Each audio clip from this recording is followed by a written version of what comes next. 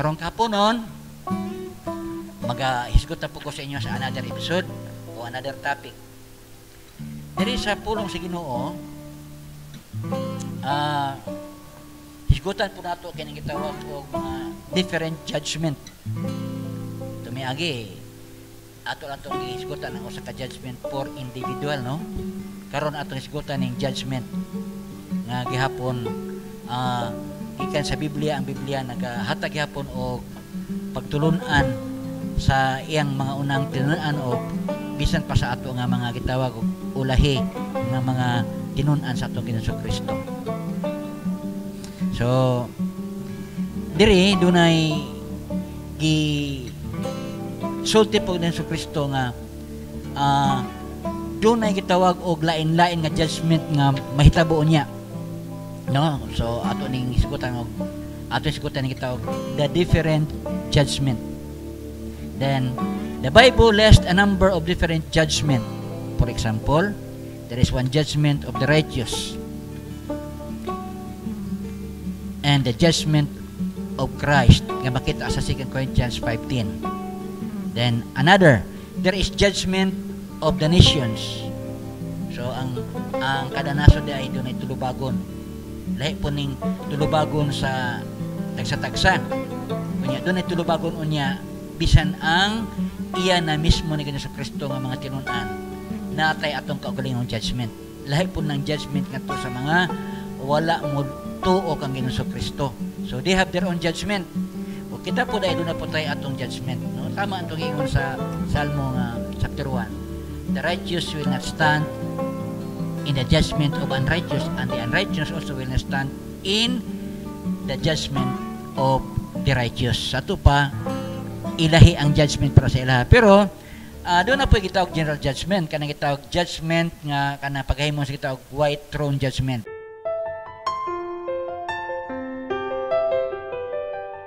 No? Kanang ingon pa diri nga sa Revelation 20 verse 11 to 13. There is also judgment of the unrighteous o unrighteous at the great white throne judgment. Mo na to sila kanang gitawag og ang ilang kanang gitawag kinabuhi nga didma o wala nagsipa ang manluwas nga gihatag sa Ginoo nga mas sa Kristo, at the white throne judgment dito ni sila mahimuon niya nga managhilak tungod kay di makaplagan ang ilang mga pangalan sa libro sa kinabuhi anuman kay wa manila dawata si Ginoo sa Kristo, no?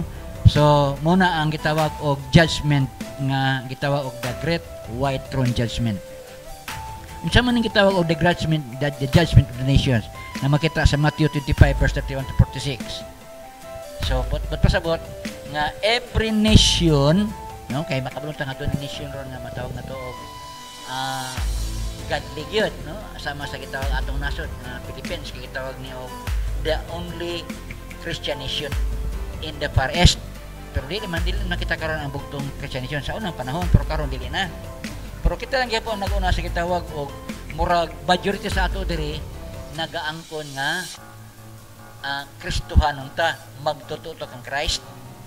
So maabot ang time makita gyud nato dai nga dunay nation nga dili gyud nila gidawat si Christ. Ang ilang mismong pinaka-leader hangtod sa mga subordinates nila wa na gidawat. Sama example sa North Korea, communist country man na. Sama sa example sa gitawag o kaning sa China, wa gyapon sila communist nation, o Russia, no? Sa pay mga nation nga ang gitawag og ang ilahang pagtuo kanang gitawag og opposite dili si Kristo ang ilang Ginoo, ang ilang Ginoo lahi. So maabot ang time nga mo para gyud kanang i-judge sa Ginoo nga kana nga nasod gitawag sila og tibuok nasod na i-judge tungod kay gitawag gitawag og ungodly. Nganong ungodly man tungod kay dili tinuod nga Dios ilang gialagaran. So pipila lang kanisyon ang gitawag og dili gyud matawag og nag-ila sa tinuod nga Dios.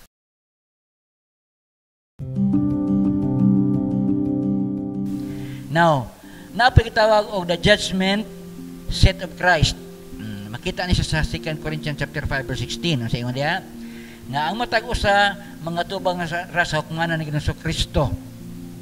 Unya dito magahatag og husay ang tagsa-tagsa. So sa judgment seat ni Christ, ang magbarog dito ang mga magtotoo ra gyud. Dili ito siya judgment para may resulta pa nga mahiadto nga to sa gitawag og eternal punishment. Wala na.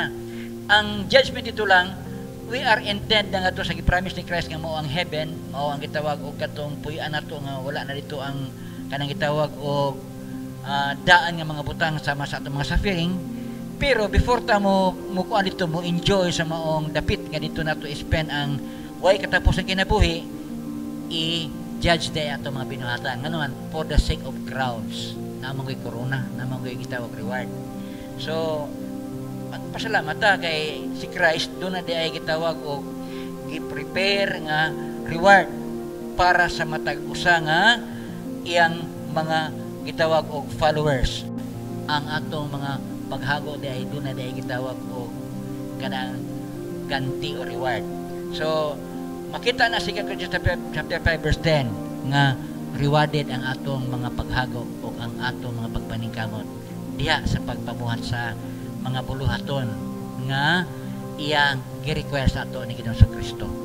So gani man isuon ato ni siya nga pamalandungon kining maong bahin sa kasulatan nga ang mga alagad sa Ginoo dili ta dapat gitawag og igo lang nga nagbaton og pagtuo sa atong pagtuo sa Ginoo kun dili ang atong pagtuo uban nato binuhatan kay ang atong binuhatan mo i-rewardan. Ang atong pagtuo mo na ato assurance.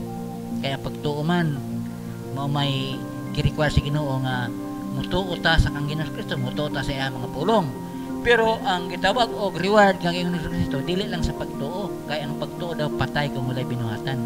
So sa ato pa ang atong binuhatan ato gyud na siyang i-perform.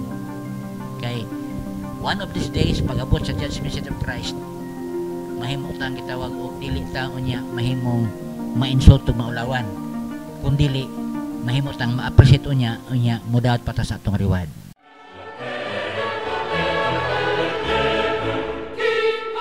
Okay? So dili nato siya dapat nga kanang idigma kining klase nga pagtulunan kay ibilin ni Christ unya refresh ni Paul o gi-repeat ni Paul para nga ang ato daing mga paghago diri dili po da ini siya gitawag og way kapuslanan, may mapaabot da isang gitawag og reward panahon nga mga tubang ta sa hukmanan ng Ginoong Kristo. Okay? So God bless kung kana atong nasabtan nan ang ato nasudan nga buluhaton ato na siyang in-stop pag-perform hangtod siyang pagbalik para sa time sa judgment ang kalipay mao niya ang ato mahimong madawat dili ang gitawag og pagbasol gikan sa Ginoo nganuman gitagaan ta niyang kumpletong kusog, gitagaan ta niyang healthy nga lawas, gipanangin niyang maayo kanunay nga kinabuhi niya tamad man ta nang buhat sa buluhaton unta may reward man ta. So mamuhat ta para ang reward sa Ginoo niya isa ta og apil ta sa mga makadawat. God bless this message.